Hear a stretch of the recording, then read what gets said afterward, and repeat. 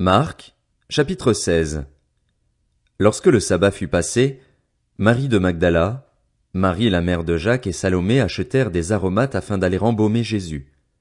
Le dimanche, elles se rendirent au tombeau de grand matin, au lever du soleil. Elles se disaient entre elles, « Qui nous roulera la pierre qui ferme l'entrée du tombeau ?»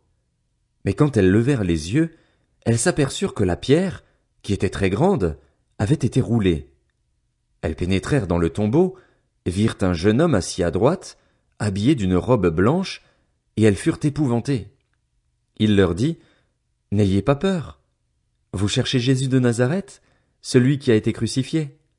Il est ressuscité, il n'est pas ici. Voici l'endroit où on l'avait déposé. Mais allez dire à ses disciples et à Pierre qu'il vous précède en Galilée. C'est là que vous le verrez, comme il vous l'a dit. » Elles sortirent du tombeau et s'enfuirent, toutes tremblantes et bouleversées, et elles ne dirent rien à personne car elles étaient effrayées. Ressuscité le dimanche matin, Jésus apparut d'abord à Marie de Magdala, dont il avait chassé 7 démons. Elle partit l'annoncer à ceux qui avaient été avec lui et qui étaient tristes et pleuraient, mais quand ils entendirent qu'il était vivant et qu'elle l'avait vu, ils ne la crurent pas.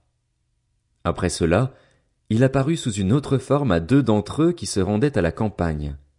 Eux aussi revinrent l'annoncer aux autres, qui ne les crurent pas non plus. Enfin, il apparut aux 11 pendant qu'ils étaient à table, et il leur reprocha leur incrédulité et la dureté de leur cœur, parce qu'ils n'avaient pas cru ceux qui l'avaient vu ressusciter. Puis il leur dit, « Allez dans le monde entier proclamer la bonne nouvelle à toute la création.